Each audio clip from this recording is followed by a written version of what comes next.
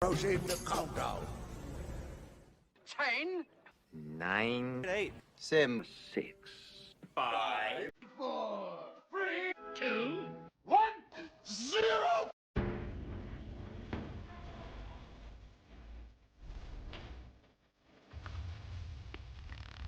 Even though it's the Crow, I thought you would enjoy it, Loki.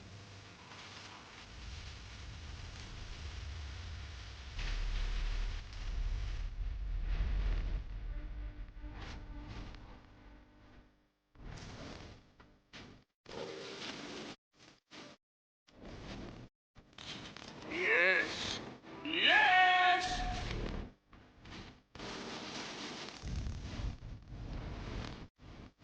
Let's go, bub.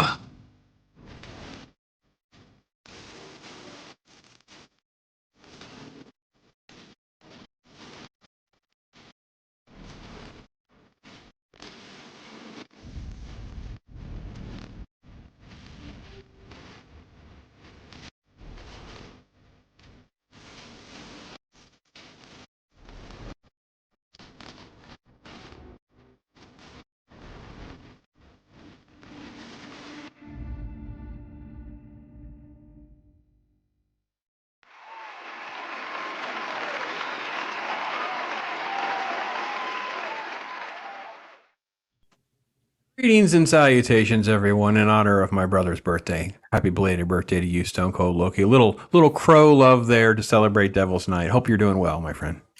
I'm doing great. It's been absolutely excellent. Yesterday was excellent. Today's been a real good day. How are you doing? It's good. It's good to be here. Let's talk hard. Ironcaster, my brother, he is dropping the festive hoodie here, trying to feel like he's actually all dressed up for us here. So cool, man. Ironcaster, rocking it, man. How you doing? Doing just fine. You know, I thought it's been a while, so I thought I'd kind of bust out a little Gundam love, and say as always, glory to Zeon, who has done nothing wrong. That's awesome. The colony That's drops awesome, were just the beginning. That's awesome, my friend. That's awesome. So yeah, Halloween, it couldn't be more perfect. And I gotta be honest, guys, I watched this again today and the sequel. I watched 1 and 2 today, and just become even more of a staunch Carpenter verse original idea guy. Like, it's hard for me to they try to retcon this and they try to retcon. I didn't hate it. I didn't hate all the retconning sometimes, but it's like, he wrote that script. It's so he didn't direct it. It doesn't have quite the edge I think the original one does, but that sequel's still very, very solid. But we're here to talk about the OG, and let's get to this lovely chat. Hope everybody out there is going to have a great Halloween. Hopefully your weekend was well. You've been able to get back into the routine of life and things like that. And hope everybody's doing well. So Nerdporial's here. My gosh, guys, if you are not subscribed, make sure you check out his channel. We had an amazing stream last week talking about Carrie, a film that is exceedingly underrated because it's sort of like a tweener film where it's more of like a thriller suspense than like horror by today's, because the horror genre has evolved so much. It's sort of a film that doesn't fit some of those stereotypes and doesn't get some love that it deserves. But we had a great conversation. So Chris Bergia, the mod of Mod, the goat himself, he's here holding down things. Thank you so much, brother, for all you do. And as well, Pat asks, he says, doesn't Pops have handing out candy soon? No, Pops is not handing out candy. We have things to do here, brother. Hanging out with you, hanging out that digital candy, if you will. Feel free to grab some candy corn and throw them into the back row for me, please. Thank you. Appreciate that. From the Great White North, my friend Zax. How you doing, brother? Hopefully you're doing well. It's awesome to have you here as well, hanging out. So let's see. And then Matt, yes, a common idiot is here. Matt, brother, awesome. Good to see you. Good to see you. I feel so bad for Pops. I don't know. He'd love to do the Burt Reynolds month, but he knows Ironcaster would sure pick Sharky's Machine. And let's be honest, nobody wants that. What on earth are you talking about? Look, we would be down for some Sharky's Machine, I think. Oh yeah. Yeah, I don't know what Pat S is talking. I'm missing the that we would not be down. See, this is the trick on Ironcaster. We'd get him to think it's Sharky's Machine. He'd think it's a shark movie. Little does he know, it's Burt Reynolds' Love. So I think that's that. He's spoiler alert, Pat. We've outed the story here. So, Well, I mean, the biggest thing I know it from is how a lot of people have kind of met their end watching it during the Venture Brothers. I see. We'll have to throw some popcorn and say, hey, listen, you are the mod, Chris. If you feel they need some popcorn, you throw the popcorn, brother. Awesome. So, but yeah, it's been a busy Halloween already for me, my guys. Yeah, we did did another Halloween, my final Halloween with this month. I did a little kind of a popspective, a rewatch with Left Eye Ego. We did Scream, kind of the modern reboot to the slasher genre that we're going to talk about tonight. Then I just got caught up on all sorts of different videos that I talked about. I talked about the Saw franchise and Dawn of the Dead and Bram Stoker's Dracula. So I got tons of Halloween content out here today. I'm doing my part, and it's all because of this film, man. For me, this is one of my top two. It's the go-to for me in so many other ways because of the slasher genre, and this was obviously such a huge part of my teen years and into young adulthood in particular. So, Loki, what about you, my friend? This predates Stone Loki a little bit, so I'm interested to see when he has a first watch memories and inspirations from this. I didn't probably watch this till I was in my 20s. I was a Jason and Freddy fan. I wasn't big on the Michael Myers, so I didn't see this till I was in my 20s. I think I was absolutely wasted when I did see it. So going back and watching this again, I watched it in 4K, and I had their surround sound going because I finally put the surround sound system up in my office. And Eris was on the other side of the house when the music hit, when the na na na na na na na na na na na. She said she had headphones on and her door shut, and she could hear it. So going through when he's like driving up to the insane asylum, when this is coming up, and you hear that rain. It sounded like it was raining in my office. It really did. It sounded like you were outside and rain was just coming in.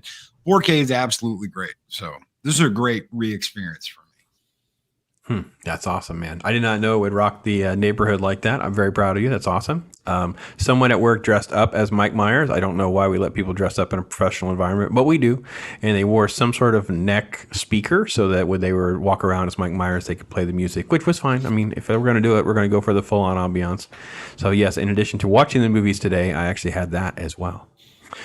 Chris, if you need to put Pat in timeout, I totally understand with this sort of trolling. It's totally unacceptable to throw Phantasm into the conversation with anything that involves the greatness that is John Carpenter. So shame on you, Pat. Shame on you. Chris just watched it 20 minutes ago. Yes, brother, that's awesome, man. It's great. So, Ironcaster, my friend, what about you? Where do you come down on maybe first watch memories, those kinds of things, or you rewatch first impressions? I don't know. Give me something.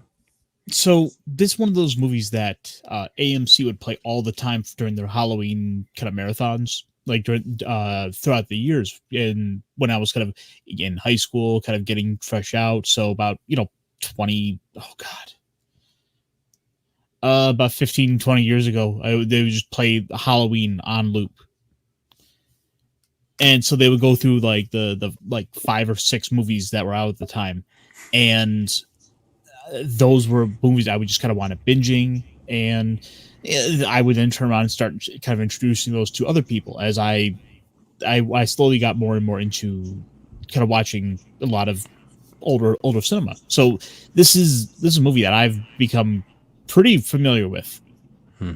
Cool. Very cool. Yeah, it's one of my two goats. Obviously, I've talked about The Thing, which is more like the creature horror.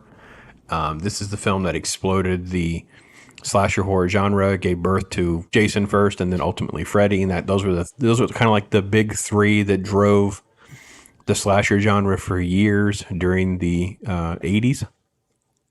I think it wasn't until I got into college before I started like rewatching this regularly and really getting sort of immersed into some of the nuances. And of course, back then it was harder to sort of understand or at least know some of the mythos like surrounding the film, like some of the trivia about the low budget nature and some of the stories and some of the things that really kind of then gives it a different kind of identity than even those other films. Ironcaster, you were going to say something? Oh, I was just going to kind of comment. I think this is one of those movies that has had almost as much influence on Hollywood as, say, Jaws. Because whereas Jaws started the summer blockbusters, Halloween is a thing that ultimately started the slasher trend. 100%. That's something I'm glad we're talking about, because that is something that kind of falls to the wayside. I mean, people love to lump this. I think, as you were saying, Loki, you were talking about Jason, you're talking about Freddy, and I'm sure there are others that we could throw into that mix. But people forget it started here, right? Right. No, this was the big one. Everything that we love today came after this, and that's all Carpenter. Carpenter, you just put that up too. I was just like, that's all Carpenter, man. So everything this was like the base DNA for everything that happened afterwards. One of my favorite early stories before we get into the film too much, and there's no way we can get away with playing very much of the music, even if we try, but the film did not preview well for him because he had to show it. He was required to show it to the studio execs and whatever before he put the music in. And they were like, they all hated it. They thought it was terrible. They did not like it. Well, it's scary. It wasn't anything. Though when you put the music in, then it obviously comes alive. And people talk about, there's accounts of the first time seeing it in theaters. I didn't see it in theater. I was too young. Having their hands over their ears. Like the anticipation of the music was just, I mean, again, remember, you can't, I know I can't even, the 1970s, those type of theaters, the feel, the environment, there's not been a movie like this with the unkillable boogeyman. And then have that music. Because look, you were talking about the 4K. Imagine trying to get that out of your head, experiencing that for the first time in October or November of 1978.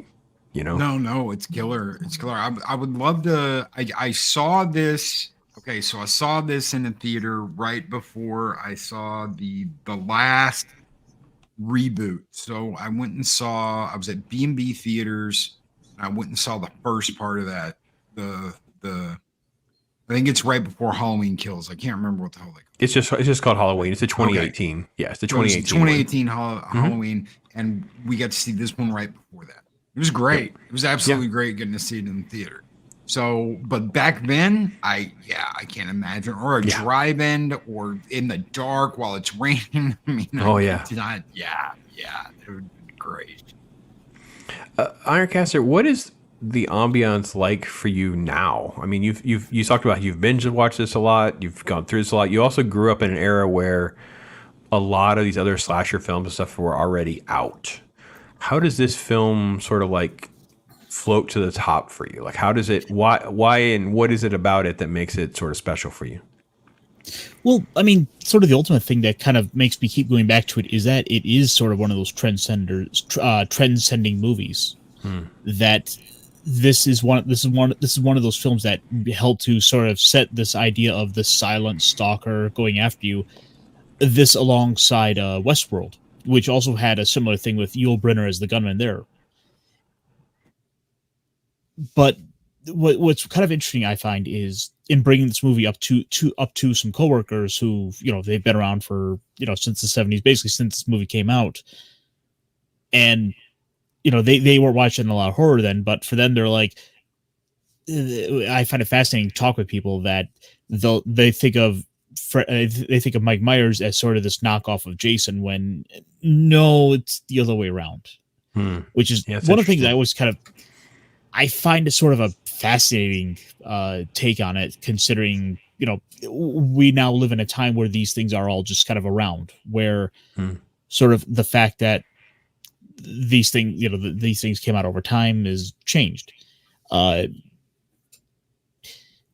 So it's interesting I think there's kind of a bigger interesting kind of story going on where you have kind of looking at things now. There's this multi-generational thing going on where you have younger people aren't as into say the slashers like Freddy and Jason and Michael Myers, but then the more modern stuff takes off.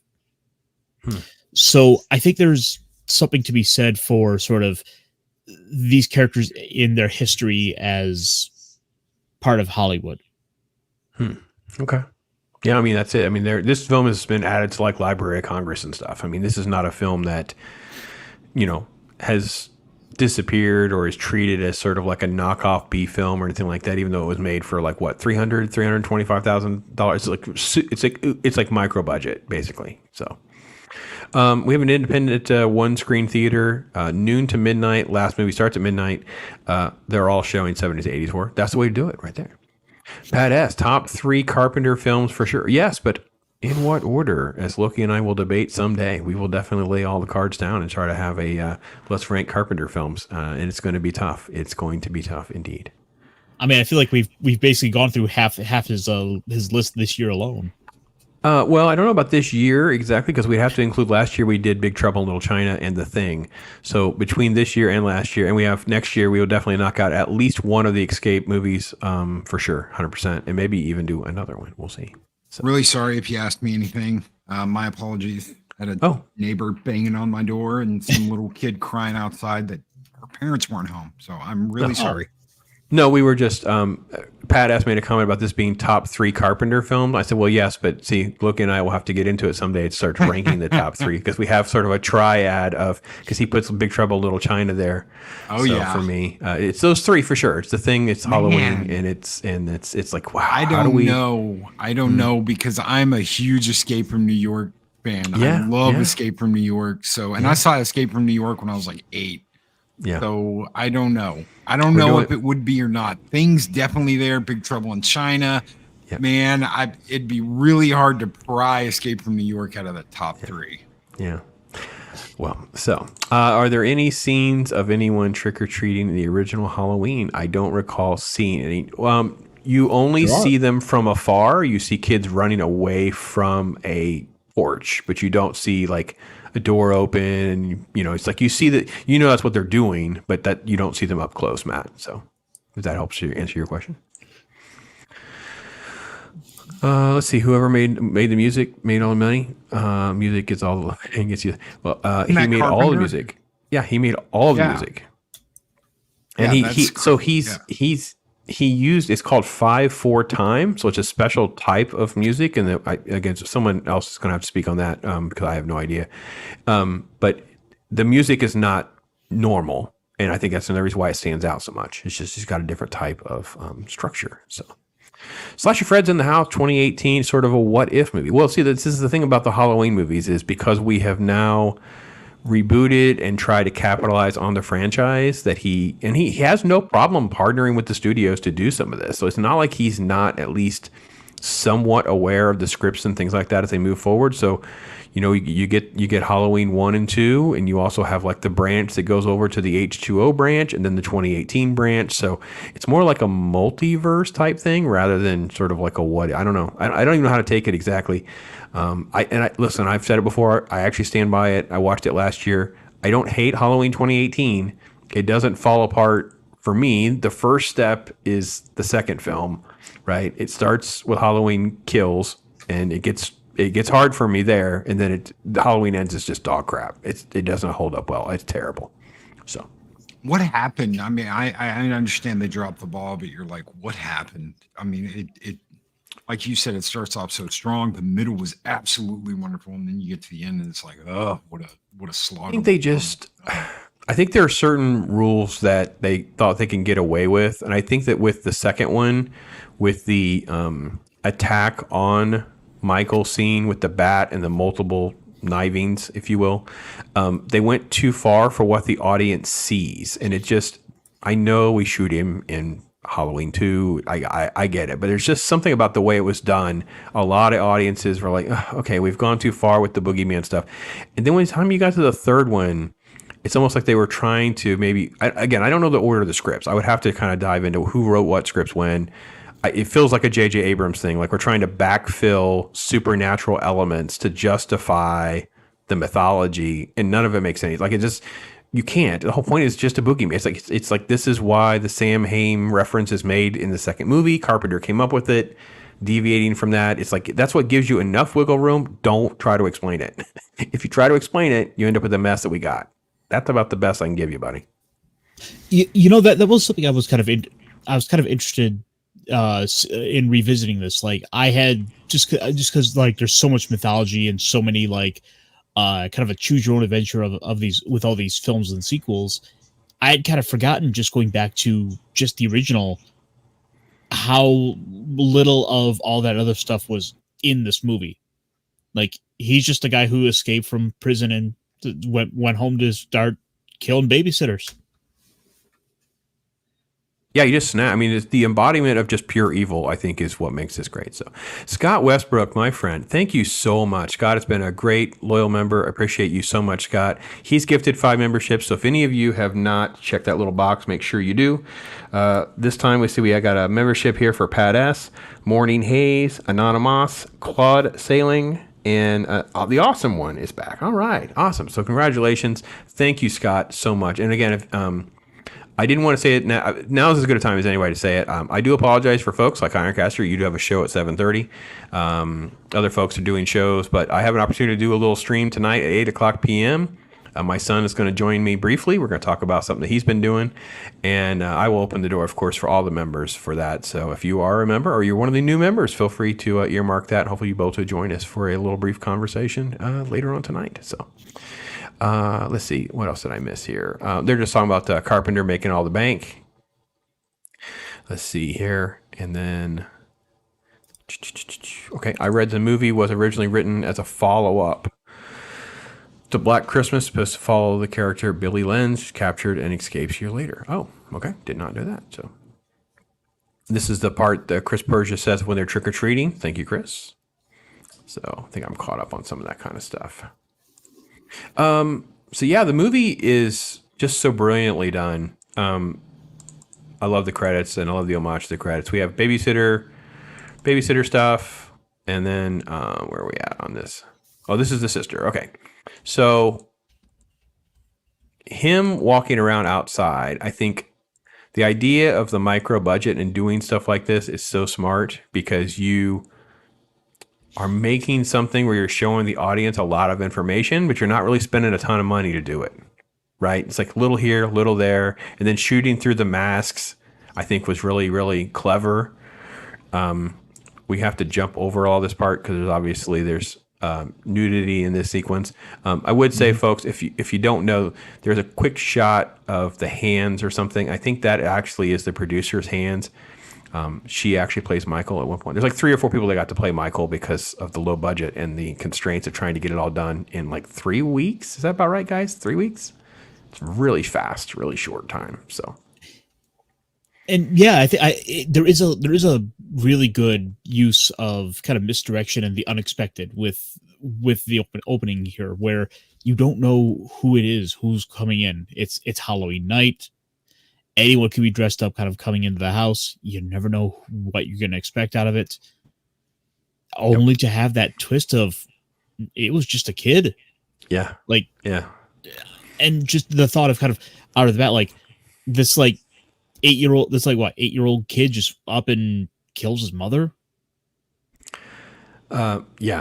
It's totally crazy that it just sort of happens. It's sort of like, and again, this. Okay, I mean, again, Loki, sister, right? Oh, he kills his sister, right? Yeah. So, and Loki, I think this is again what we were talking about earlier, right? With the new sequels, is they just did a good job of just throwing this all out there and not getting too deep into the why. Like, you know what I mean? He basically is catatonic, doesn't really ever speak. He doesn't really, have human emotion, things like that. So we're not really going to get some sort of like deep, dark interview out of Michael Myers or something, right? So part of what makes that great is Carpenter knows that the mystery of it all is stuck in your head, and that's probably going to be way worse than anything he can come up with. Yeah. Why did this kid do it? Why didn't he say anything? Why was his parents standing there like, what's going on? Your parents showed up and you were like, 8 years old and you were standing there with a butcher knife and blood all over it, would they just be standing there like looking at you? Yeah. 20 days. Yeah. And for those of you who know, in South Pasadena, hence the reason, even though the movie's supposed to take place in Illinois, everything is so green. There's actually a couple shots where you see the palm trees because, it's California. Which, by the way, did you guys know the Robert Englund part of this film? No. Freddy.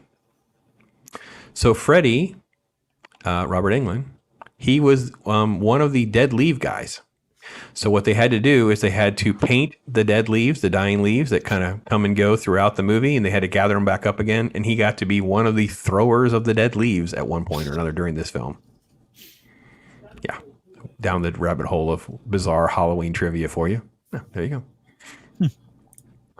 Yeah, so Slasher Fred's bringing up another great point. Yes, if you watch the cable version, they added scenes. The movie was considered too short, so they had to fluff it up a little bit. So there's actually a different cut. There's a TV cut of this that has some more of, which is great because you have more Donald Pleasance, which, Donald Pleasance only had like 4 or 5 days of work.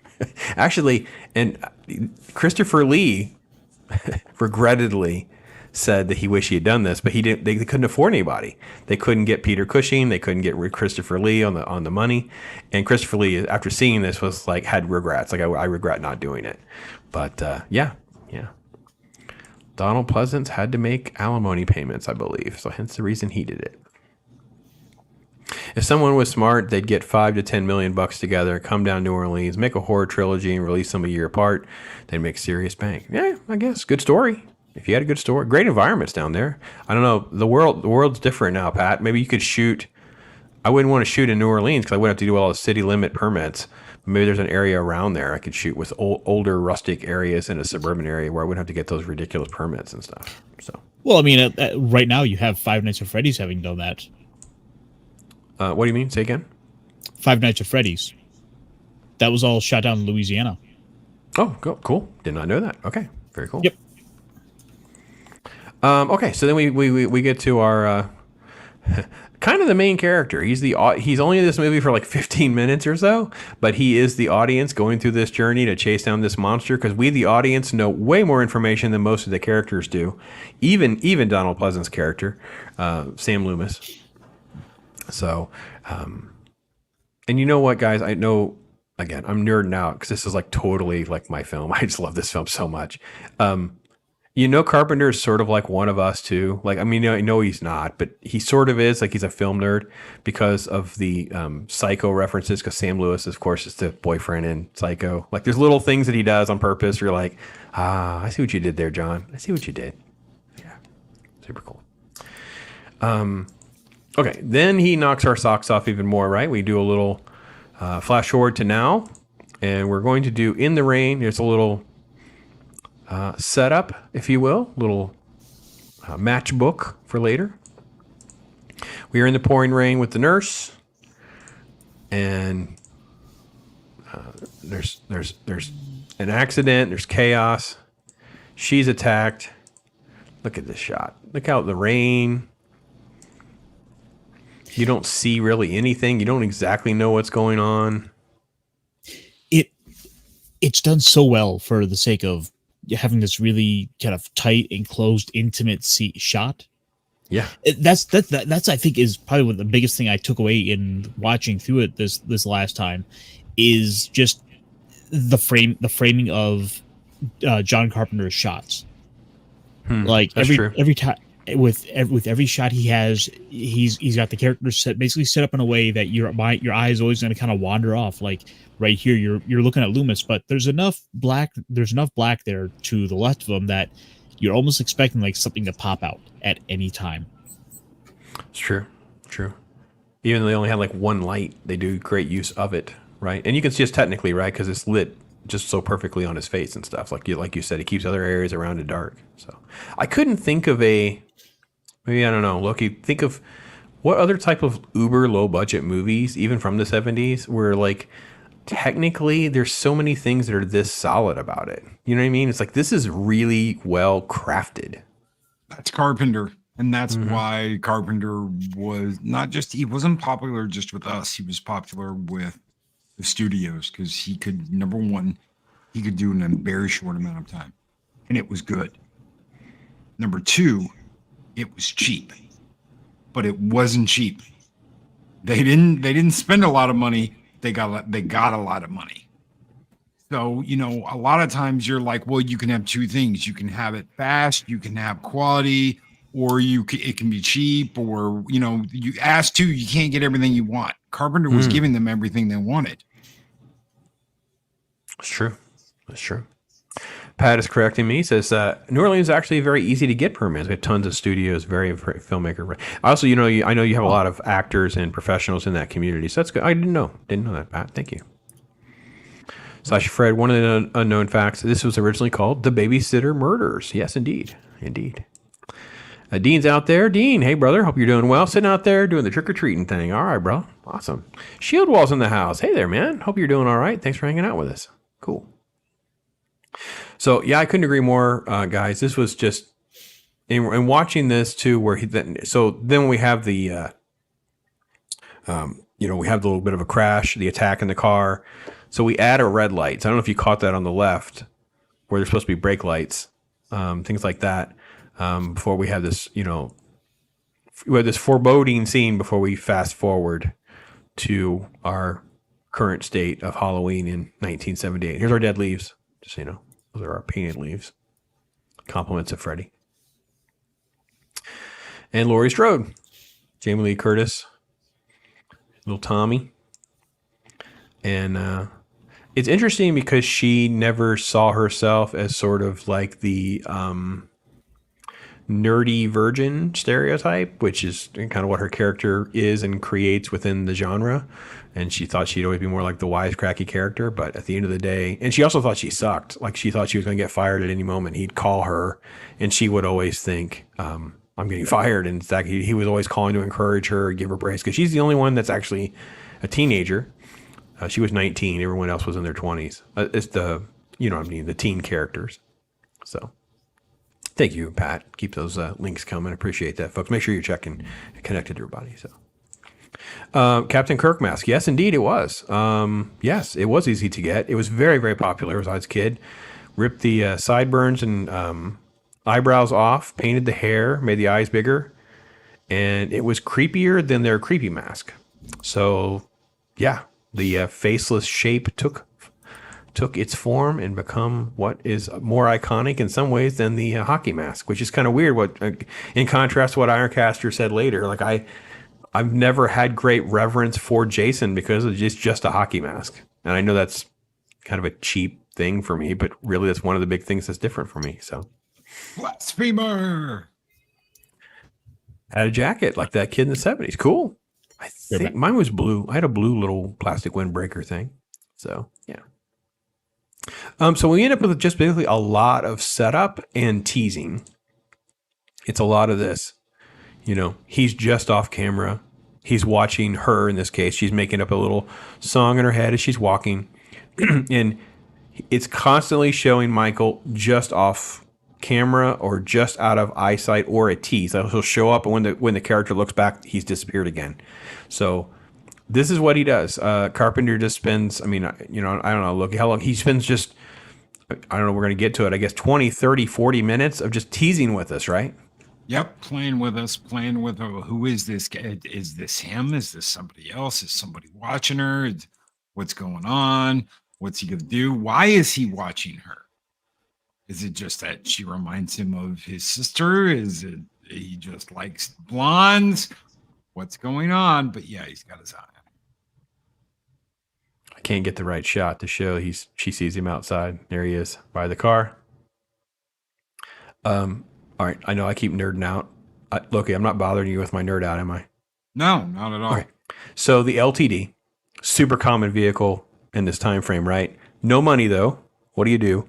You send your team down to a rental. They went down and rented this vehicle. Didn't tell them when they were going to be in a movie. Didn't get permission to use it in a movie. And they just put these little decals and stuff on there. So yeah, this is another one of these, quote, guerrilla filmmaking tactics back in the day. Yes. So that was the LTD. Cannoli's in the house. Cannoli's freaking the best. They always overcharged. I mean, you'd go in, you're making a movie. Oh, you want a box of nails? That'd be $20. They always overcharged with everything. So they were upcharging everyone constantly for doing any kind of work like that. So yeah, heck yeah, you're gonna fib a little bit and get it on the low.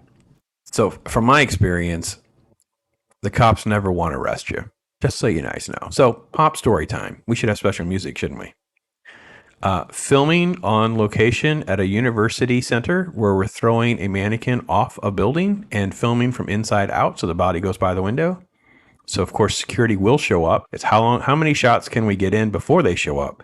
Then they show up and they basically are there to make you leave, not usually to take you away in handcuffs. So not saying that happened more than once, but we can just say that happened more than once. There you go. Station wagons were everywhere in the 70s. Yeah, my family had two at the same time at one point. It was really, and then we had two of the Pintos at the same time, one with paneling, one without. In hindsight, that is really, really strange to me. But yes. By the way, that's where we would live, in the back of that LTD, man. That's why I always joke about mom getting you with the Hot Wheel track. It would reach. So you know, don't act up. She can get you back there.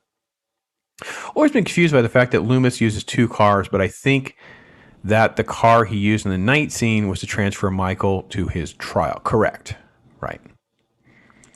And she was driving that car. Then it was crashed in some way, shape, or form. They don't really get into it too much, but I think that may be part of why. So yeah, this is a massive segment of the film. Is just a lot of setup and attachment. Like, we don't need this scene, but it makes us care more for Tommy, and it makes us all feel bad for the little kids getting picked on, who's a little antsy and he's getting mocked by the kids with the whole boogeyman's coming, boogeyman's coming for you. Which, by the way, the kids do show up again briefly. And, of course, then they show up in the sequels and stuff, too, of just being those kind of kids.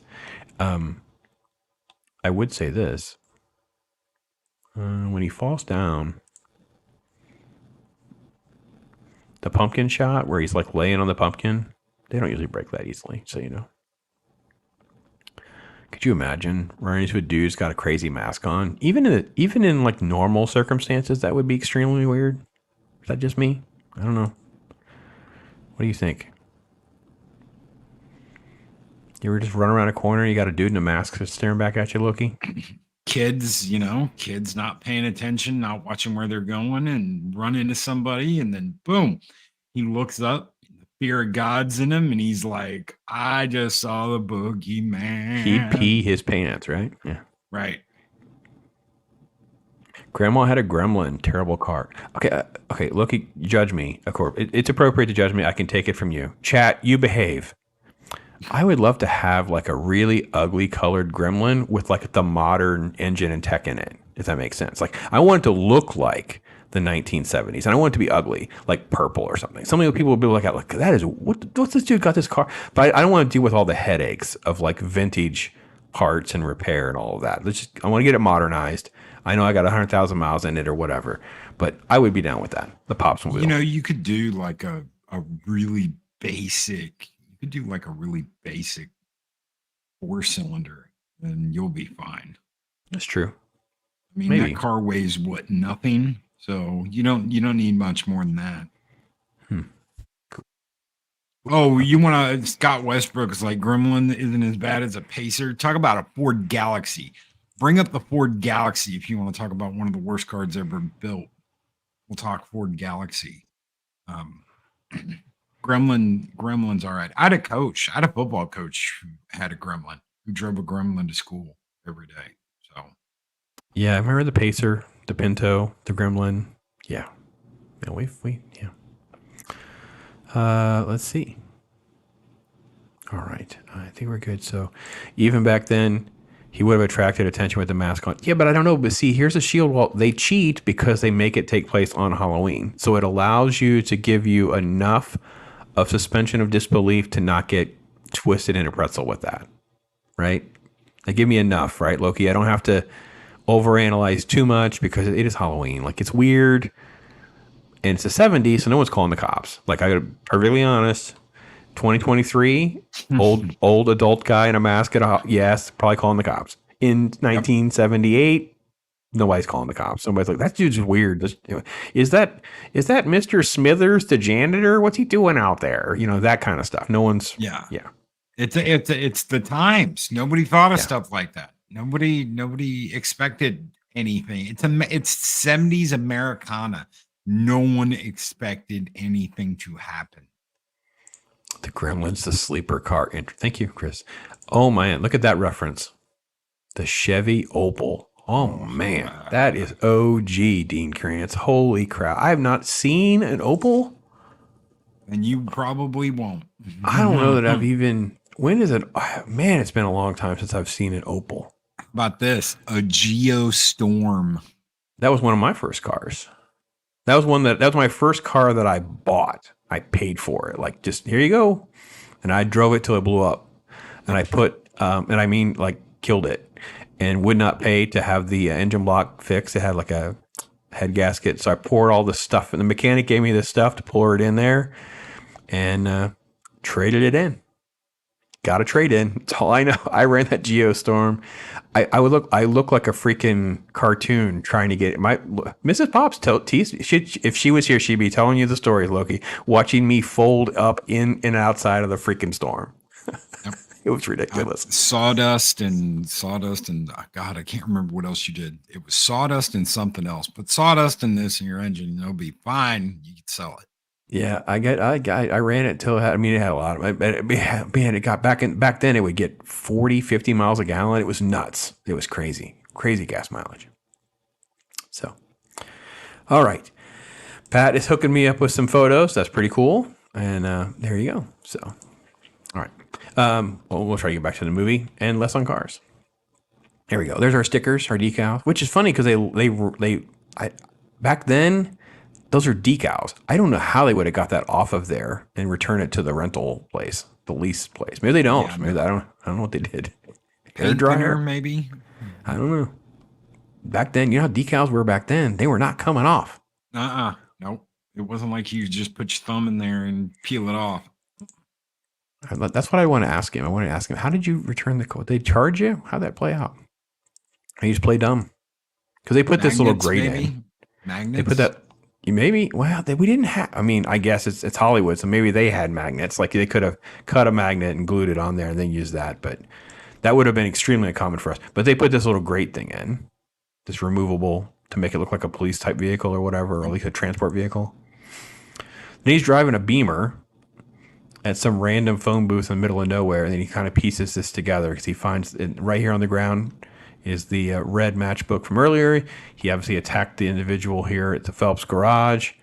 Those are Michael's robes from the asylum, and there's the dead driver of the Phelps garage there on the ground. And we cut back to the friends. So here we go. Here's our girls, our friends. That's a good shot of Jamie, and she's always seeing him. We're always seeing him.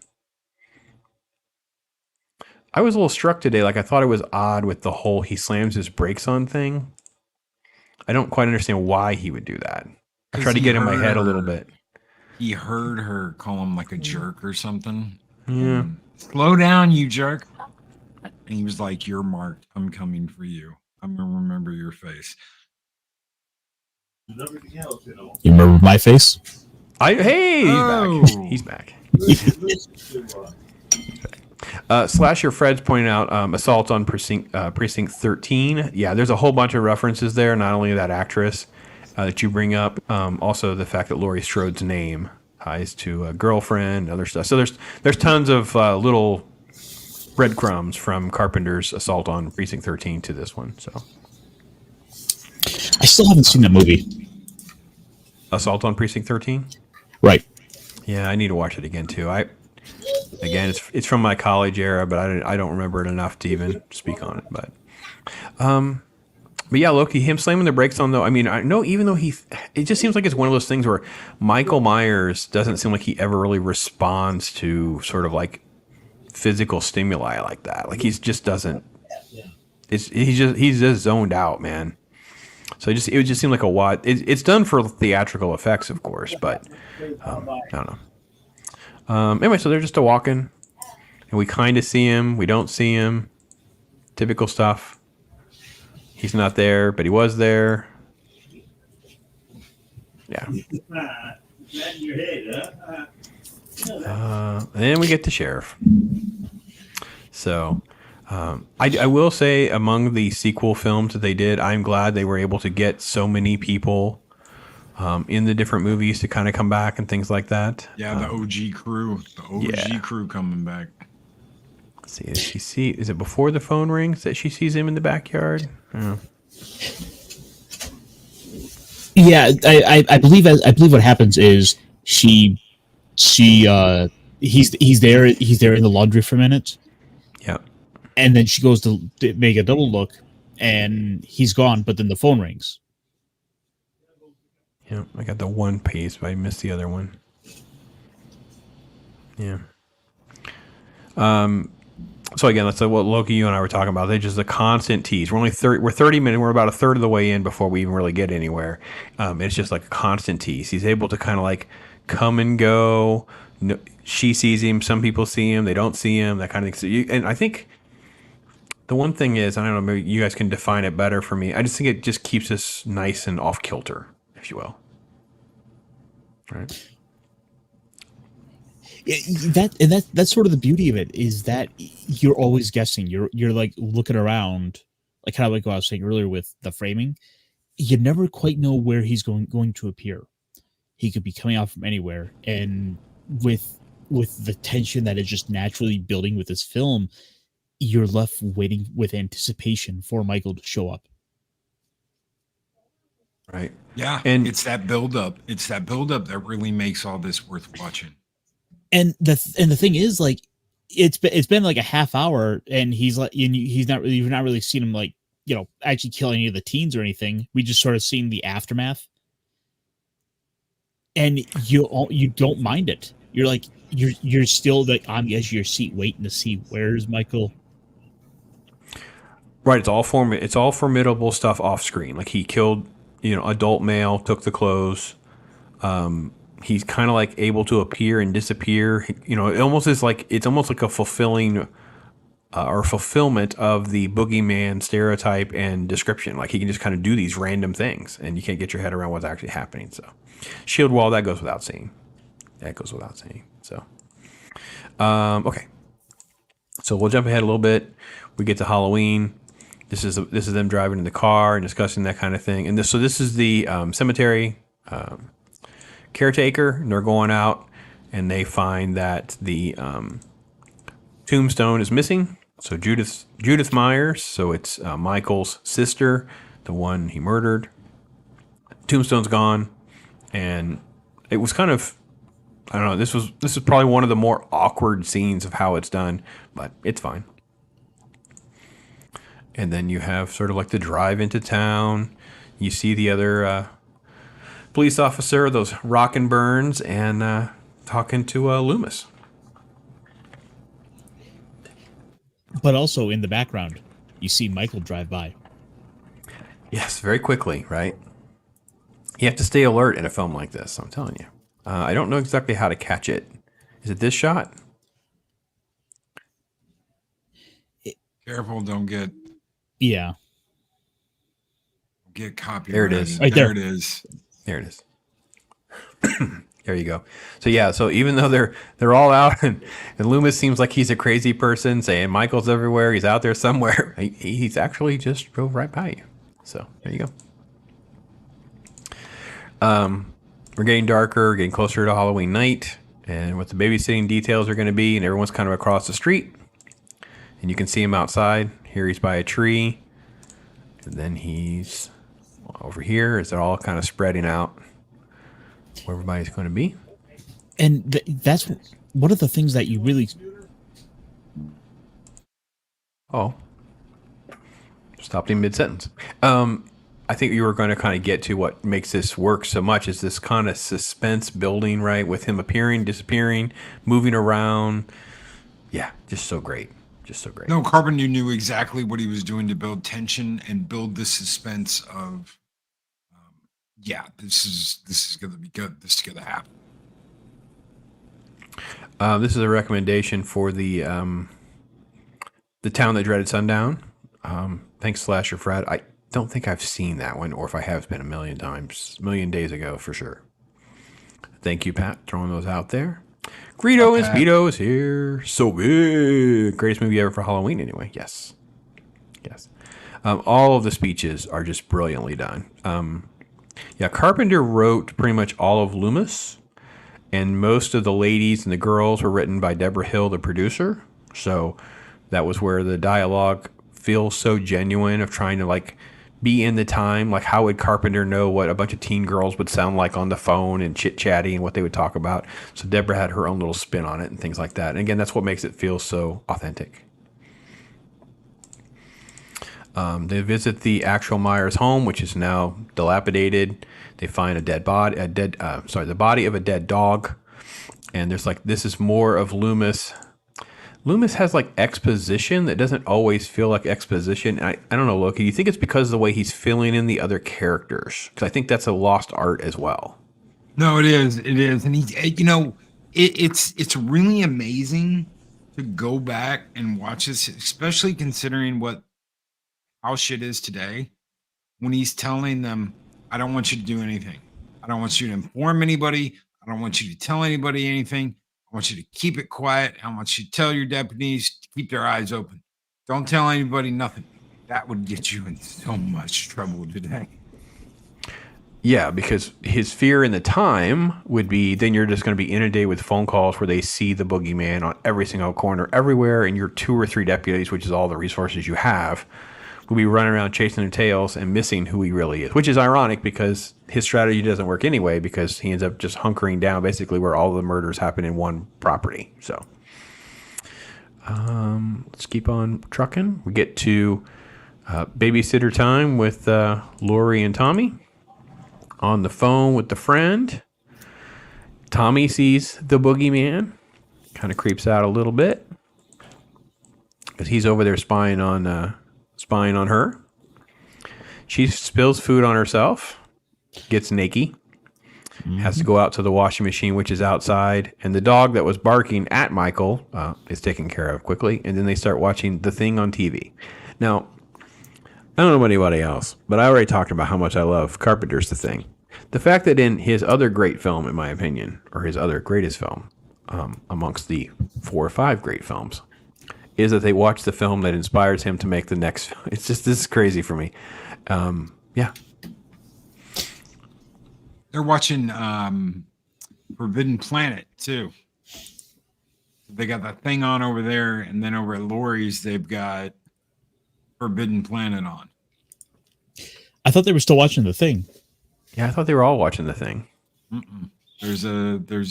They've got when they bring both the kids, when both the kids are sitting down watching TV and what's his name freaks out, they're watching Forbidden Planet. Okay. I had that wrong in my head. I thought they were both watching, but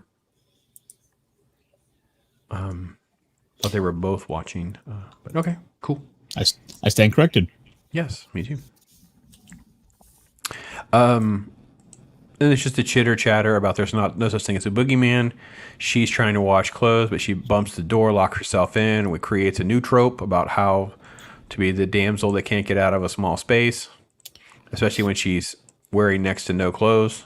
So again, the birth of the slasher horror genre, the birth of sort of like and again, I don't want to say birth. I mean, there's nothing ever that inspired this film because obviously that's not 100% true, but this changes the game of so neatly, concisely, well executing everything at a very low budget, as Loki very well summarized earlier, and then having these little moments that now become like the tropes that we see in literally dozens of movies for like well over decades.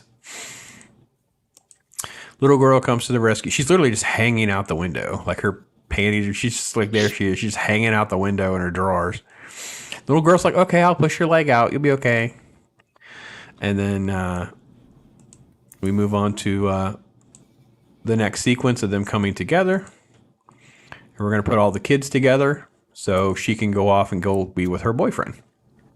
So she takes the little girl that she is sitting over to Lori. Lori is now watching both of the kids. So, and then she goes to the car. And at first she didn't have the keys. She has to get the keys. She comes back. Door's actually open. That's your big clue at home for those of you keeping you guys at home up to date on what Michael's actually doing. So,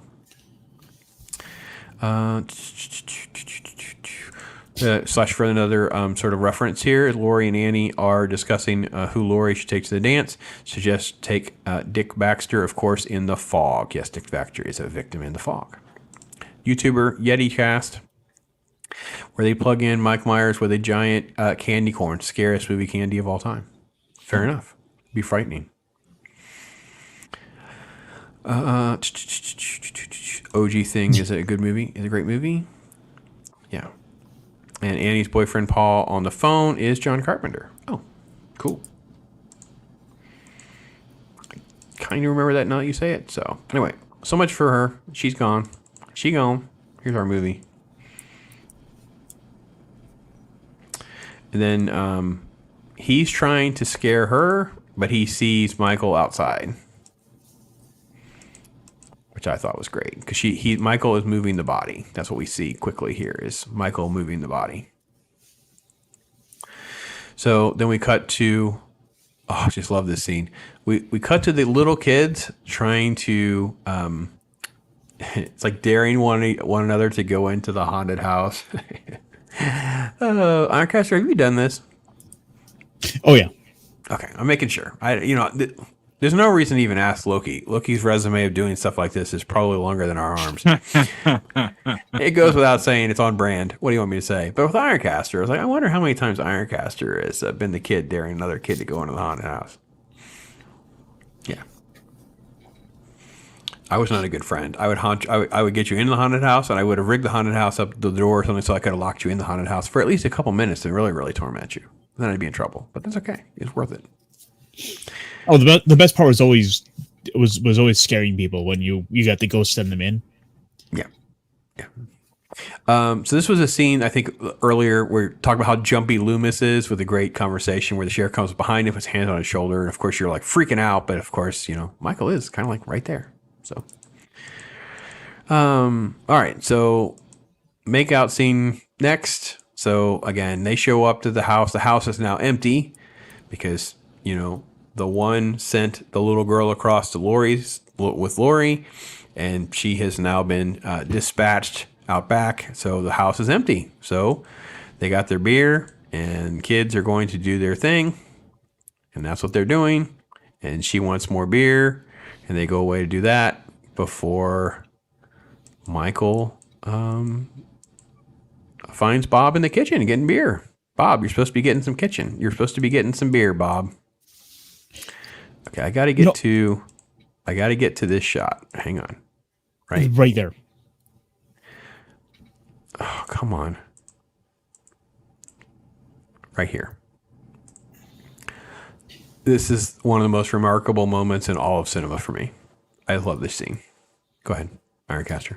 Oh, just one of the things that you almost expect, especially with like modern movies now, is where you have the close-up shot of his feet dangling, where he's been stabbed through the chest, and he's being held up by just this one kitchen knife. And you almost expect just a little bit of blood, even just like a couple like drops coming down. It's about one of the few things I would say like I would have maybe changed with this movie, but that's kind of also sort of what you can do with modern times. I think so again, I want Loki to speak to this too, because I think there's a hesitation moment because it all happens very quick, right? So it's like literally like just a few seconds. So I didn't necessarily have enough time for a ton of blood to be going anywhere, but because of what they do with Michael, he stops and he turns his head and he turns his head again. And again, I want to go back to like we were talking about like his personification of evil. He's almost in like a state of admiring his own work and almost like a wonderment of like, the body's stuck up there. There's not a lot of blood. What could he possibly be thinking? That kind of thing. So I just love the fact that all of that is sort of like on display for us to at least debate and discuss. And this also caused this almost like a wraith. Once these multiple characters and multiple movies started coming out, it was almost like a race to see how bloodier each of them could be.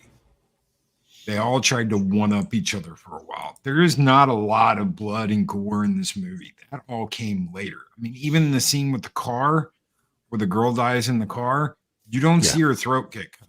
You assume it got cut because you see the knife move over it, but you don't see any of that. Because they didn't have to do that. It was just the implication that it was done. That's all it took. It got to the point, though, where all of them were trying to one-up each other and make it gorier and gorier. See how far we can take it. I forget. I guess it has to be Sandy Johnson that plays Michael's sister is the one, because I think she's, So she talked about how she hated the fact that they put blood all over her the way they did, because the blood would stain your skin. You'd have to wash it all off. So she would talk about how her blood scrubber would scrub too hard, which if you remember that scene, that's not fun to be scrubbed on. So Jamie Lee Curtis would actually help her try to clean herself up and that kind of thing. Again, there's also probably an expense factor with this movie. They didn't want to spend the money. But yeah, love this scene. Love this scene. Ooh, creepy, good stuff. And by the way, let me go back. I know Slasher Fred, I don't want to try to rewind because I know we're running already at 6:30, but Loomis saying death has come to your little town, Sheriff. Brilliant. Absolutely great. Great. Yes, the head tilt. The head tilt's the best. And what is not spoken, just let us infer. Okay. So then we get into, all I'm going to say before I jump ahead is, for those of you who don't know, this is Dennis Quaid's girlfriend at the time. They go to a screening. She makes a comment about, you like what you're looking at, I like what you see. And the guy says, yes, I do. And he was not particularly thrilled, but she thought it was kind of flattering. So fortunately for Dennis Quaid, there was no other part of that story that, I don't know, get him in sort of, I don't want to say trouble per se, but anyway, so that's how that plays out and takes care of her. She's dispatched as well. Then you kind of move to Laurie now, because now Laurie's trying to figure out what's going on, starting to investigate what's going on, because she was strangled while they were on the phone together. Sorry, I can go back a little bit further, can't I? Oh, careful. So Laurie heard the struggle and the coughing and the whatever, so she's trying to investigate. She quickly looks in on the kids. The kids are still in bed. Well, which is good because the audience needs to know that. So go ahead. She heard the struggle, but it sounded like a different kind of struggle. Right. So she doesn't really know exactly what's going on. So she's, what are you guys? Oh, come on, guys. Whatever. So, I read both stories on that, Matt. I read both stories. I read that it was ad-libbed, and I've heard Carpenter, because Carpenter did not really give him much direction. Or at least not, well, I should say this. The Nick Castle version of Mike Myers. So there are other people that play Mike Myers at different points in the film for different reasons. But Nick Castle even has complained at times, from what I understand. But it was like, what do I? He's like, listen, I need you to go from point A to point B. I need you to go from this mark to that mark. That's your motivation. Just you do it. You're overthinking this. I don't want Michael Myers to have any emotion. I don't want you to have anything. So I've heard both. I've heard Carpenter told him, just turn your head. And I've heard that it was ad-libbed. It just happened. I don't know. I've heard both. Original Scream pays homage. Oh, absolutely. Yeah, get a beer. I'll be right back. Randy's speech. Yeah. The amount of homage that Scream has is just a ton of that, for sure. Okay.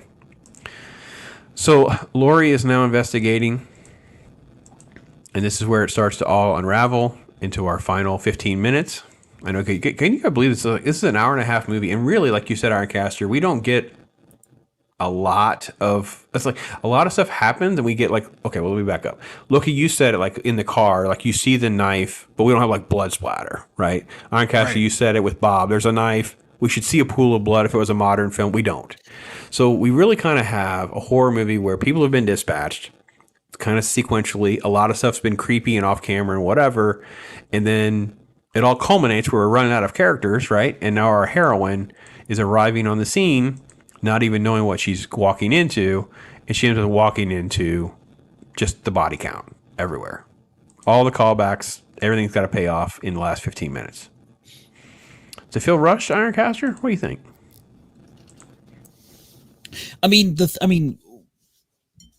it maybe a little bit, but the thing is, like, once we finally get going, once we finally get into this part here, it feels like you're full steam. And that's sort of the benefit of having spent so much time really building up, really setting the scenes, really letting the story cook. Mm-hmm. Yeah, I don't know, Loki. Do you think? I think it's like an ultimate of payoffs. I think once we get to this moment, it becomes like the out of control thrill ride for the rest of the way. It's like it's insane the rest of the way. Was this an early? Go ahead, Ironcaster. I was asking, was this an early film in his career? I can't recall because I'm curious. Oh, definitely. Yeah, let's see. He started the third or fourth film, I think. I'll double check. Why? Oh, just because I was curious if like it's something that if he had like maybe like an extra few years, if that's an extra few years writing and working on films, if he might have done something different with pacing for it, or you know, kind of. I mean, curious about his sort of creative process going into a movie like this. He is one of the most self-aware directors you'll ever hear him talk about stuff. And when they did the sequel to this, I think the sequel was only a couple $1 million. It wasn't like they went out and asked for 10, 15, whatever. They asked for like a million or two. He and Deborah wrote the script. They handed it off to someone else to direct, and it made like 25 plus million. It's also kind of a iconic follow-up to this film. Very similar approach. Very slow, methodical. A lot of stuff's off camera. A little bit more blood, right? A little bit more crass. But no, same approach, same feel, right? Loki, what do you think about all that? I think everyone who died in this movie at one point in time told Laurie, "I'll be right back." Yeah. Yeah, they did. Yeah. Now there's a reason why all of this is quoted in, like, Slasher Fred pointed out, in Scream and other movies, is the iconic way it was filmed and the way they paced it, the way they did this. And he set this all up for her.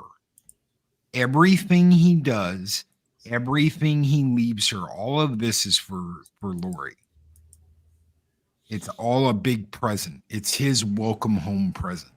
Mm-hmm. So how, you know, when Loomis talks about, you know, there's nothing there, there's nothing behind those eyes, blah. Oh yeah, there is. He's just spent his time fantasizing about this. Yep.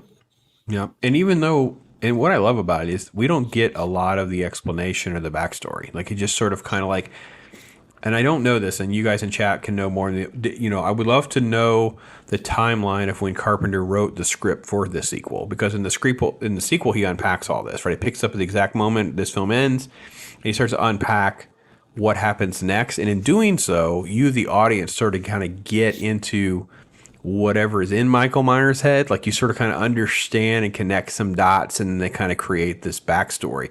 And I just don't know what some of that was. So, and I mean that's actually kind of impressive, considering that he wanted Halloween to be an anthology series. Like, he didn't intend to do a follow up with Michael Myers. So for him to be able to then unpack, to then build upon this and go forward is a testament just to how great of a filmmaker he is. What do you guys think? Can we talk about some of those sequel elements or no? Or what do you think? Yeah. I got you. Yeah. The fact that they go to the school and, like, the knife is in the kid's drawing of the sister, like, it's very clear, like, oh. And then whenever Loomis figures it out and you start to see some of the elements that are kind of played together with this idea of the, you know, the little girl, and then she has this vague memory of seeing him in this mental hospital, this very vague memory and stuff like that. So he just knew. I think what happened is Carpenter probably didn't want to go that direction, but that's what he has to do. Studio's like, you know, are you going to direct it and whatever? He's like, no, I'm not directing it. I don't want to do that. I'm doing Escape from New York. I'm doing this and this and this. I'm doing, you know, that's fine. Okay. But they gave him enough control of the story, and they trusted his writing. And I think they delivered a backstory and something to tie together and move the story forward. Like, it could have ended just there, and that would have allowed the anthology stories to kind of move forward. And yeah, that's kind of where we ended up with. That was the original plan anyway. So, I know you guys are throwing a lot of stuff in there. But I want to get through a little bit more if we can. I keep going back to that one shot because it's beautiful. Ironcast, you talked about the lighting earlier, just beautiful. Yep. Then it's sort of like the slasher, the slasher villain chasing the virgin story, and you have the absurdity of getting out of situations. This one, it was funny rewatching it today because I kept thinking to myself the thought process of trying to pull this off and not laugh in the moment, like it's just a rake, like just break the window or forget the lock, or I don't know. It just seemed like one of those things where even making it seems like it's almost like it's such a silly, cliched moment. It's because obviously this is the kind of stuff they start mocking through the genre. Yeah, here we go. She gets away fast enough. She's injured, but she's not like mortally wounded. She doesn't have her keys, of course, so typical things. Tommy, of course, gets woken up, and he's like, no, I'll get over and open the door for Lori. And then she starts screaming at him, get upstairs, Boogeyman's coming. Phone disconnected. Phone, not cliche. She just reaches. Go ahead. Oh, of course it is. The phone. But I think it's important, right? Because he thinks of all the little things that the normal humans at home would be doing. Like, I think it works. It works well. So, grabs a little sewing needle and stabs him. And then picks up the knife, which actually, to be honest, they lose that trope or cliche in a lot of other movies. It's one of my pet peeves in like science fiction movies where like someone will get the upper hand on someone else and doesn't pick up the upgraded weapon. It's like the video game rule, right? You kill someone, there's a better gun on the floor, pick it up, and that doesn't happen. But at least she does. She upgrades from the sewing needle to the knife.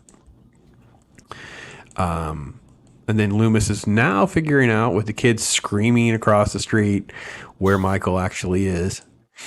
Little late. They're still trapped, but she's still trapped with the kids, and she's in like this closet. Now, for those of you who don't know, these closets were exceedingly common in all of our homes. Oh yeah. I mean, this wasn't like, oh, this is dumb. Oh, it's just made of like paper, but we all had those. All. They were. I mean, I can tell you, like, way into my teens, we'd still have those in our houses. Yeah. Let's see. Halloween 3 for the 80s was originally part of the Halloween. Yeah. Season of the Witch. Not doing a sequel would have been better. And it not knowing what happened and him just gone. It's impossible, Matt. It's a property. They got to make money on it. So, I mean, I agree with you as far as the sentiment goes. But that's not how this works. They're in this for business, and that's just how it is. So, no more wired hangers. Good thing her parents wasn't mommy dearest. No more wire hangers would have left her defenseless. Yeah, well, we only had wire hangers back then. There were no plastic hangers. Again, I hate to date myself, but I don't know.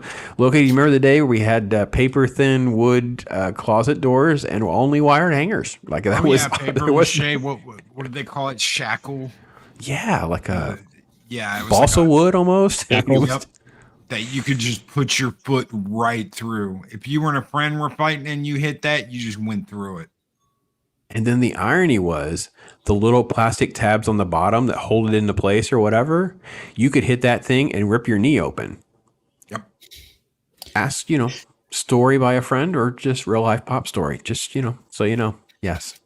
So for me growing up, all of the wire hangers wound up getting like crocheted over and knit up. Like it was just something like my grandmother, my great grandmother had always done. So it was like, it's always kind of weird seeing the wire coat hangers that aren't covered up for me. Okay, that's interesting because there was no covering back then. It was a huge deal. This is a huge deal. Loki, speak to this. When you would take something to the dry cleaner and you'd get the paper covered one. Yep, that was a big thing. I mean, it was like a huge deal to have the papered one. Oh my gosh, you felt like, I don't want to say you felt like the rich person, but it was like something very special to have the papered one. Oh, I should specify it's ones that like my great grandmother would knit and crochet with wool. So they were all hand. Like I think I still have some of them. They're like older than I am. Funny. That's awesome. The furniture is house atrocious. Just stop it, Pat. Just stop it. The height of the pash. Yes. Thank you so much. Thank you, Shield Wall. See. It's a pretty chill pad. I like the designs of it. Yeah, Dean, there was no way we were growing up and not. So, again, I don't want to derail too much. Story time. Literally, we were allowed to film Loki, IRONCASTER. We were able to film in a house where they wanted the wall knocked down. So my friend got permission.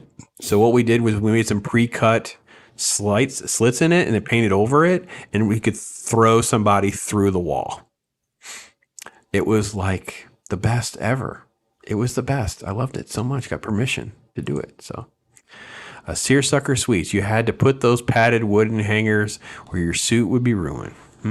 Okay. So, So yeah, this was great. She takes that wire hanger, and if you haven't figured it out, jabs him right in the face. Down he goes. Race the kids outside across the street, but I got to get it rewound to the shot. It's not gonna play nice, is it? No, it's not. Do do do do do do do do do do. No. We got to go back a little bit. This shot. Here we go. The Undertaker sitting up. The Undertaker. Yeah. So listen, even watching it now, I've seen this movie. I mean, I don't even know how many times. Dozens. I'll just say dozens. I have no idea. It's probably sad because this is a movie. I've been seriously watching movies like this for like 40 years. So I probably have seen this movie at least 100 times. It's really that bad. But that scene, this shot, always gets me to this day. There's something kind of icking me out a little bit about that. Boogeyman sitting up like that. Woo. That's a good shot right there. This is where it all started, folks. It's where it all started. Then the attack, the final battle, and the mask does come off, which I actually always kind of forget and then always see and always think to myself, oh yeah, the mask comes off. Loomis comes through and pops him a few times, and over the balcony he goes. They think they win. She's traumatized. And by the way, Ironcaster, like you saying earlier, there's not a lot of blood. She would be covered in blood and scrapes and whatever. And it's like there's a shot and you see like this little scratch on her arm. Like it's just like one scratch. It's just they're probably running out of blood. They probably only have so much that they made up. That's one of the things though with this film. Like you kind of forget that you see Michael's face in this movie, but then like we almost treat like the rest of the franchise going forward like this mystery of what's under the mask when it's like, guys, we saw that in the first movie. It's because no one ever goes back and watches this movie. I don't say no one, but very few people today that didn't experience this over the last 30, 40 years don't go back and watch it. They think, oh, well, Halloween. Oh, I don't got to watch the old one. I can watch the one from the 2000s. I can watch this one. I can watch the White Zombie one. It's one of those things that unless you've seen it, you love it. They just don't go back and watch it. So because the girl at work dressed up like this today, I was able to use it as my gateway drug to talk about the movie. So I can't tell you that I was able to talk about the William Shatner transformation of the mask, Carpenter doing the music, and how low budget it is to at least 3 different people who had no idea, and it inspired them to go watch it. So that's what I did.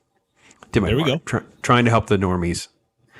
Pops was vice president of Future Filmmakers of America Junior High.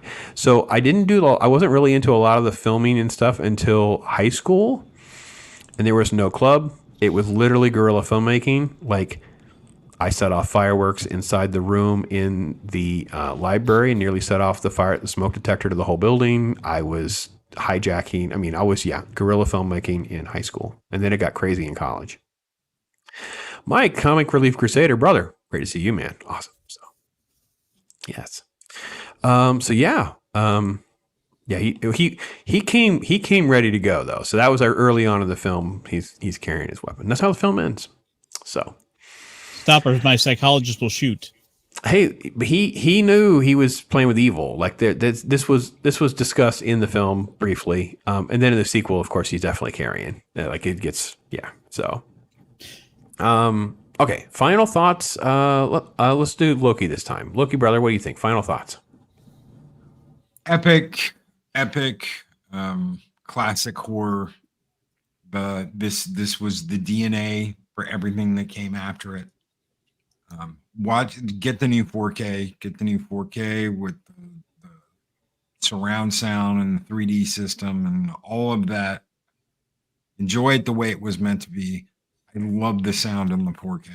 Like I said at the beginning of the stream, you could hear it on the other side of the house with headphones going. You could still hear it. So great start to an actress's career that has now gone absolutely batshit crazy. She was great in this. There's a lot of cotton on the girls in this movie. I don't know if you noticed that. A lot of cotton. They're wearing a lot of cotton. like Lori wearing cotton stockings. There's a lot of cotton on the girls in the 70s. And you know what? I kind of miss that. Hey, I have to be honest. I got to give Laurie Strode some credit. You know, $100 for her wardrobe was well spent. She looks pretty good, and you know, this is amazing. This film is the GOAT. So, Ironcaster, what are you thinking, man? I think this is one of those. This is on the short list of like must see horror films. It's one of it was again. It's like you said. It's the reason we have the slasher genre.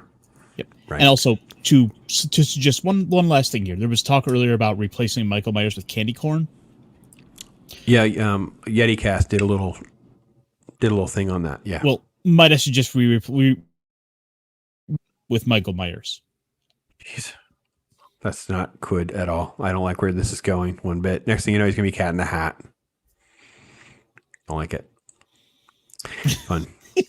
Okay, so this is fine. We have kind of had 10 minutes. We have to go. So, folks, if you haven't seen it, recommend it. Get out there, squeeze in a viewing, that kind of thing, and make sure you earmark it to watch it every year because it's a glorious film, glorious film. So, okay, favorite Halloween candy. Ironcaster, I'll let you go first this time. Let's go. That's a tough one. I do like candy corn, so I'll get that out there. But I think I might have to go with those fruit chews, the fruit flavored Tootsie Rolls.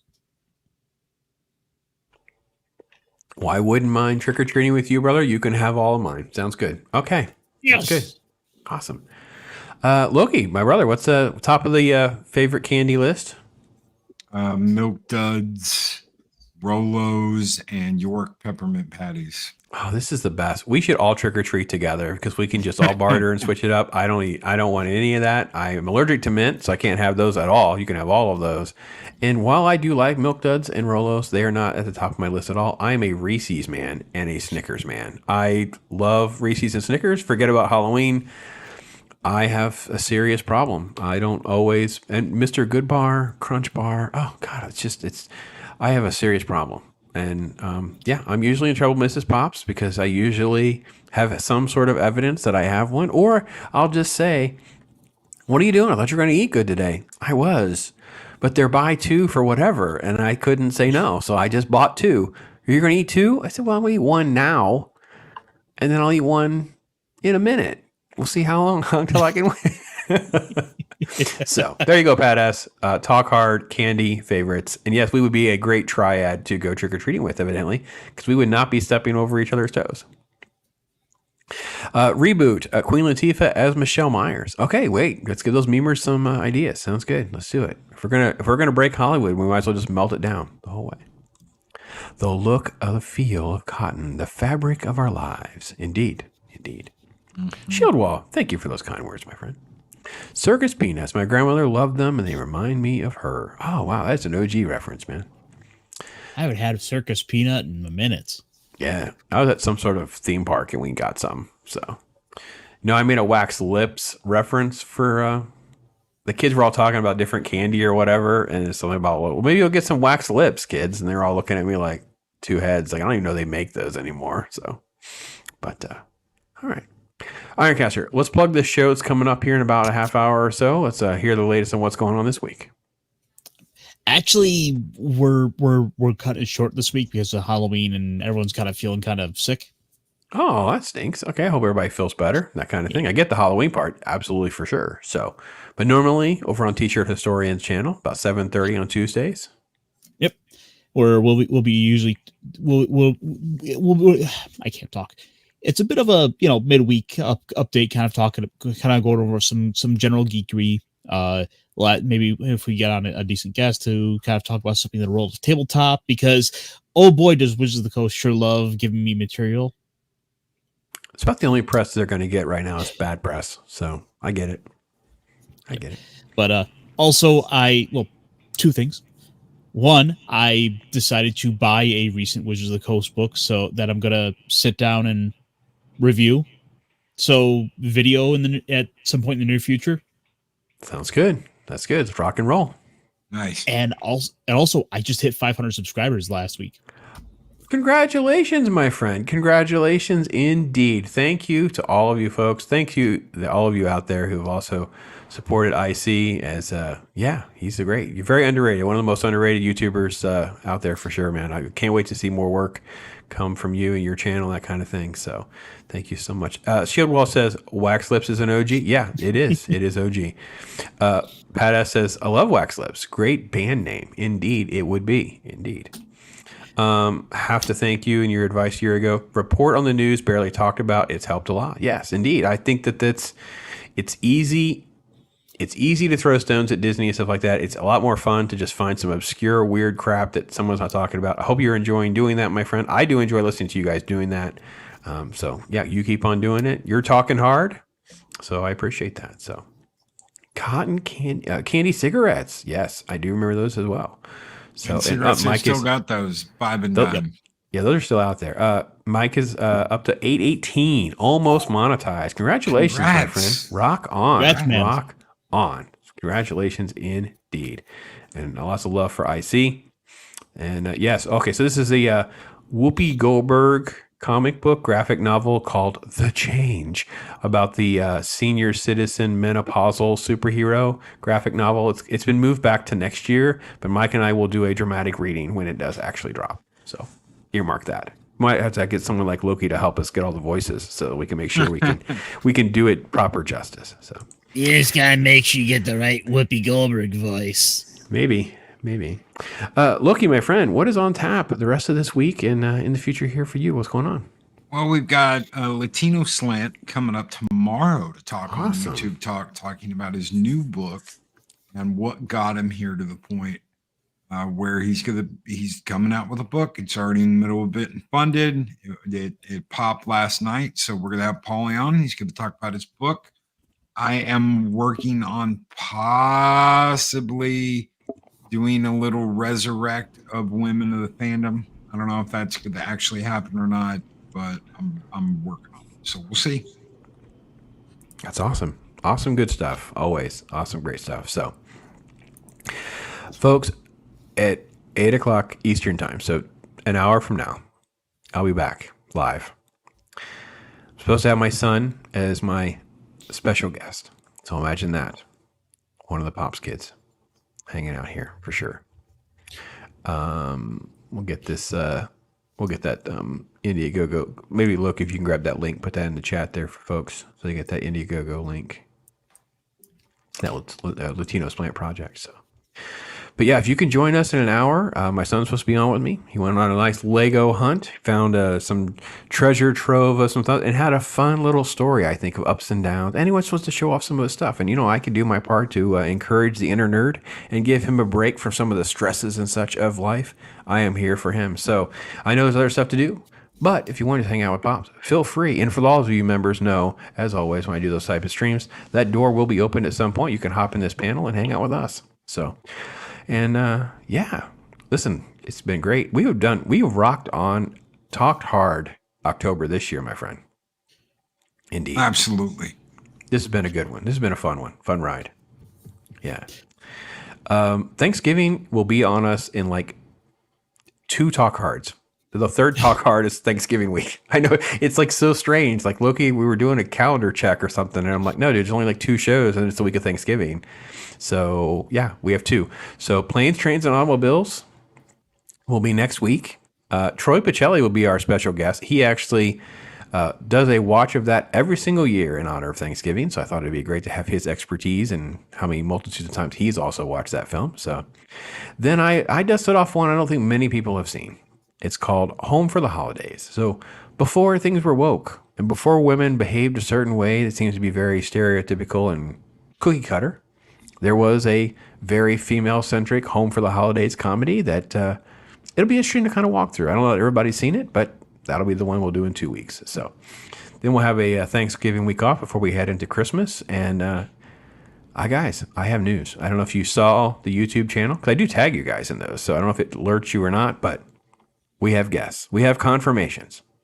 Now, the week after Thanksgiving, we have Miracle on 34th Street. The OG Ironcaster troll, for sure. The Thanksgiving movie, if you will, from the mind of Ironcaster. That will be the week after. Then we will head into our Christmas season, if you will. Very nice. Very, very, very excited about our Christmas movies. We will start with Nightmare Before Christmas. I cannot believe it's been 30 years, but yes, the groundbreaking Halloween/Christmas film. It's so good it can be acceptable to watch over the course of 3 months of the year. You got your Halloween and my Christmas. You got your Christmas and my Halloween. Yeah, you got your Thanksgiving up in my Christmas. So yeah, we have a theme going on for 2 weeks as we battle royale through the holiday battles. Then we have our special guests. So the week after that will be A Christmas Story. The 40th anniversary. I know that hurts to say. Loki, I don't know about you, brother. It hurts to say Christmas Story is 40 freaking years. That hurt a lot. Scott from Sporking News is confirmed. He will be joining us. Talk about an OG like myself who can talk about the experience of this film almost like firsthand, like living, like this is like eerie, that movie for me. So Scott from Sporking News will be joining us for that. And then before we head into the Christmas week, we have to give you one last debate, one last fun ride through Christmas, the holiday classic. It should be on everybody's top 5 list, I argue. That would be Die Hard. And to make this a stream that you do not want to miss, we have special guest, the great YouTuber himself, a YouTuber, a man that has his own intro, if you will. I'll have to figure out how to get a copy of that. Mexican Iron Man will be here for Die Hard and Talk Hard. Yes, indeed. Yes. Thank you so much for that, folks. Thank you so much for that. So, yes, it's going to be a fun rest of the year. We'll be kind of rocking and rolling through some stuff and things like that. So, make sure you are plugged in with your notifications and stuff so you don't forget. You don't want to have something double booked on Talk Hard. You wouldn't want to miss some of the crazy conversations that we've been having and will have, and wouldn't be doing it without you guys. So, thank you so much for hanging with us. Gentlemen, I can't thank you enough, man. You've made my day. Halloween's made so much better by doing this. I appreciate it so much. Again, happy birthday to Loki, my friend, my brother. Thank you, bro. Thank you, guys. Don't have anything special to go out with. I'm gonna go start buying some. I'm gonna go start looking for some ugly Christmas sweaters for all those movies. All right, you do that. I think I have something that represents all of them, so I don't think I have to do any shopping. I'm really that pathetic, but okay. Anyway, folks, listen, I don't have a Halloween. I wish I had the time. I would have a Halloween outro with some sort of Bob Ross, which would be even better. It'd be great if we had a Halloween Bob Ross outro, but we do not. But I'll give you real Bob Ross. Keep you high. Keep you on your spirits. Thank you guys for watching. Take care, everybody. Talk hard. Till next time. Bob Ross, all I do is chill. My life is a thrill, for real, Bob Ross. I be too calm for the drama. You don't wanna cause a problem, I'll solve it, Bob Ross.